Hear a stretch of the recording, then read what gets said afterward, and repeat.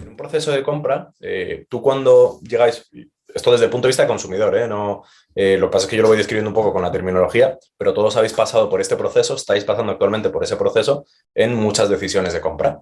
Vosotros o todos, cuando vamos a comprar algo, en función del dinero que vamos a gastar o de la dificultad de decisión, hacemos una compra más informada o menos informada, ¿no?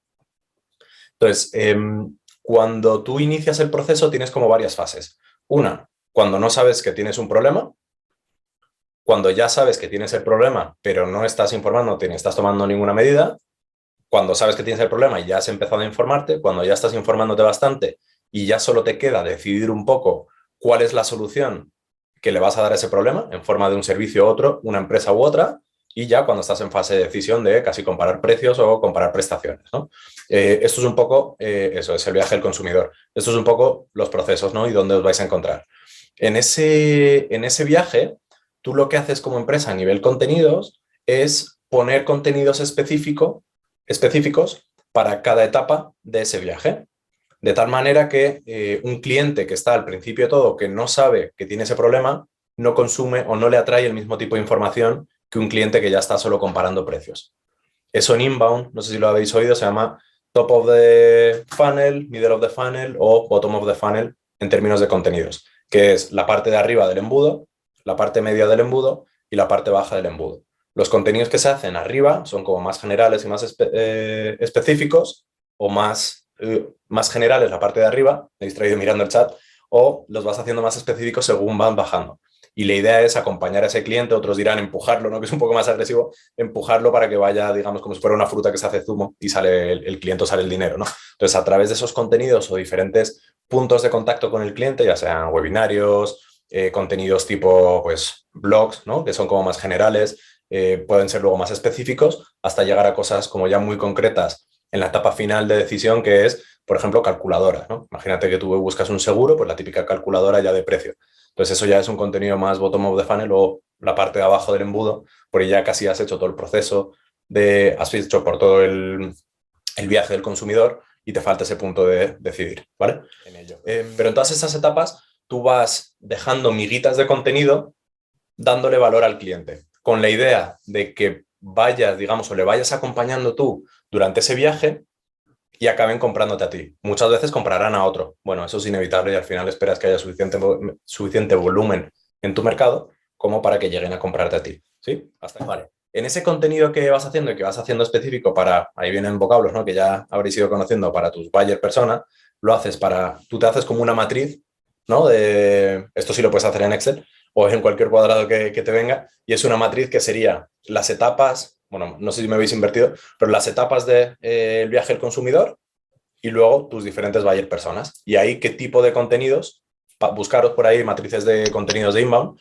qué tipo de contenido le va bien, ¿vale? Y ahí os montáis vosotros una matriz y eso os va a ayudar muchísimo a la hora de decidir contenidos.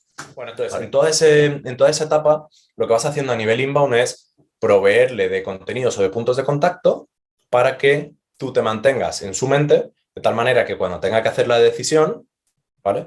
Te mantienes lo que llaman top of mind, te mantienes en su mente para que cuando tengan que tomar la decisión, tú les aparezcas y entonces decidan comprarte a ti. Dependiendo del ciclo de vida, también de lo madurada que sea tu venta o de tu compra, ¿no? Como el viaje del consumidor, pues harás más puntos de contacto, se llevará más, menos, es más madurada, menos madurada, si no es lo mismo una venta de 100 euros que una venta de 100.000. Lógicamente, cuando hablamos de ventas B2B, ¿no? Ventas entre empresas, los tickets por lo general suelen subir bastante y los procesos pues cambian. También es verdad que cuando son ventas entre empresa, la gente por lo general no está gastando el dinero directamente en su bolsillo.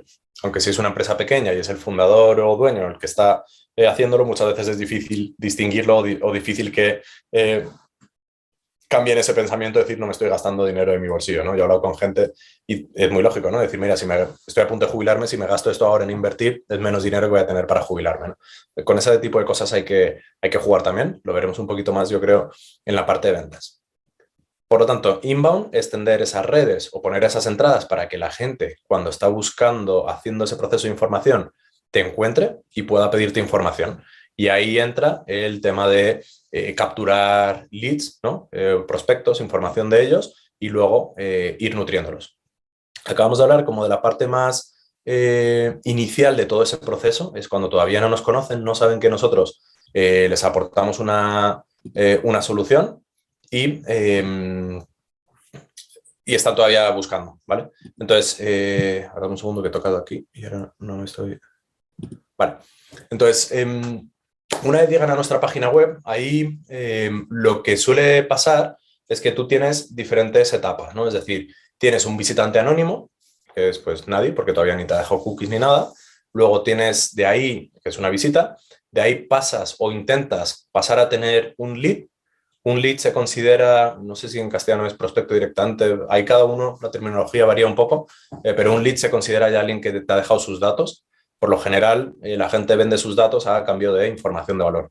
Pues dame esta guía, este descargable, acceso a un webinario, cualquier tipo de cosas de valor, ¿no? Una newsletter que les interese. Una vez tienes esos datos, la gente puede pasar a prospecto o a, digamos, a un negocio abierto cuando te piden pues, presupuesto o piden hablar con alguien del departamento de ventas, con alguien en ventas, que le pueda asesorar. En ese transcurso muchas veces pueden pasar meses, años o que no acabe pasando nunca. Que te pida, simplemente se estaba informando. Ahí a veces también es muy difícil y hay que cribar muy bien porque depende de los contenidos que estés haciendo o el servicio que estés dando, vas a encontrarte mucha gente, pues muchos estudiantes de universidad, de colegio ya incluso, que buscan información y que lógicamente no van a ser tus clientes en el corto y probablemente nunca lo sean, sino que solo querían esa pieza de información. Entonces hay que ir con ojito ahí también. Entonces ahí ya entran las estrategias de como le diría en castellano, en inglés es nurturing, ¿vale? De nutrición, yo lo llamo de mimo, de esos leads en los que tú te haces una estrategia aparte de la que has hecho de contenidos para que acaben comprando, ¿vale? ¿Qué tienen las estrategias de inbound? Ahora estoy hablando de inbound a nivel orgánico, ¿vale? Porque en una estrategia inbound tú puedes tocar orgánico y puedes tocar también pagado para acelerarlo, es decir, publicidad, tanto en Google como en redes sociales. De esto yo creo que ya os han hablado bastante y yo creo que hasta sabréis bastante más que yo, de la parte B2C sobre todo. Entonces, las estrategias de inbound por lo general se aceleran con publicidad porque cuando tú juegas a orgánico, lo que estás haciendo es intentar posicionarte en Google, ¿vale?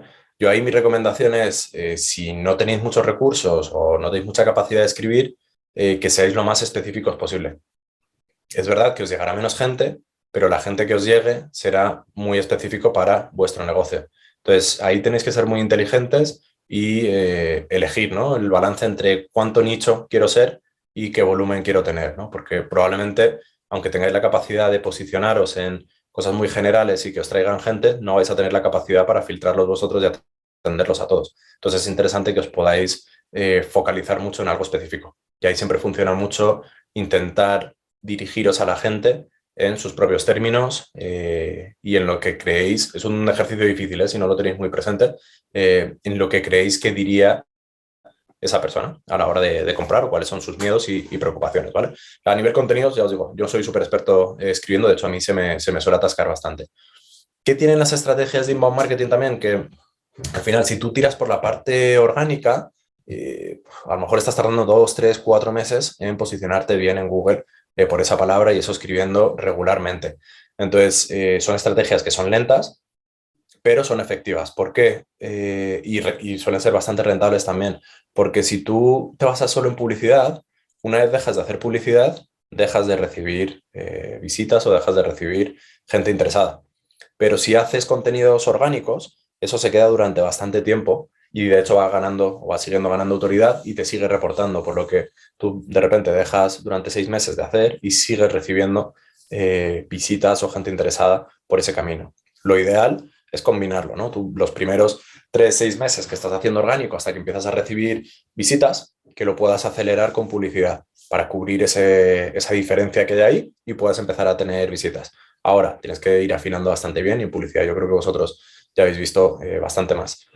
¿Qué no me gusta mucho de las estrategias orgánicas de inbound? Que primero requieren mucho coco, mucha estrategia, ¿no? Tienes que definir muy bien tienes que saber muy bien lo que estás haciendo. Tienes que definir bien a tu buyer persona tienes que escribir contenidos muy específicos para ellos, afinarlo bien en cuanto a palabras clave y luego dinamizarlo bien, ¿no? Pues ya sea en orgánico en redes sociales o con publicidad.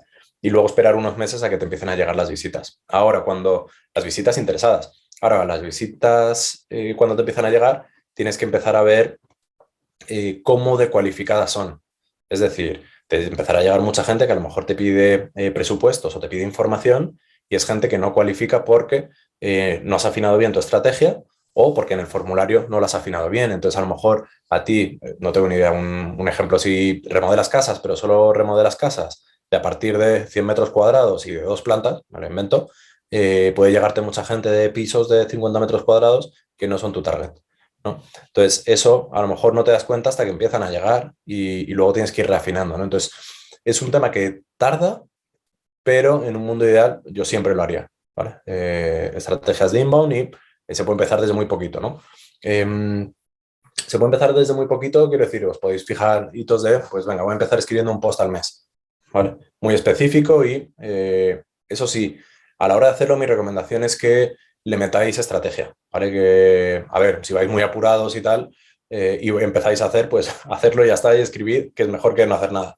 Pero si no, yo me fijaría una estrategia de publicación y para mí lo más sencillo, a mí esto siempre me ha costado bastante, ¿eh? Pero para mí lo más sencillo es, si ya tenéis vuestro servicio estructurado, y por ejemplo, imaginaos que estáis haciendo una consultoría de, no sé, reforma de casas, por seguir con el mismo ejemplo, ¿eh? La verdad es que tampoco conozco mucho de ellas y que me he metido en un embolado, pero imagínate que estás haciendo reforma de casas y tu proceso es, visito la casa para ver en qué estado está, luego me siento 30 minutos con el cliente para ver qué es lo que le gustaría hacer, luego veo materiales, luego... Entonces, definiría ese proceso paso por paso, pum, pum, pum, pum, en un Word, y a partir de ahí vería dentro de cada fase del proceso qué cosas influyen.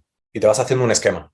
Una vez tienes que te va a ayudar mucho a luego desplegar el servicio, ¿vale? Esto es muy recomendable, productizar vuestros servicios, ¿no? Que se llama.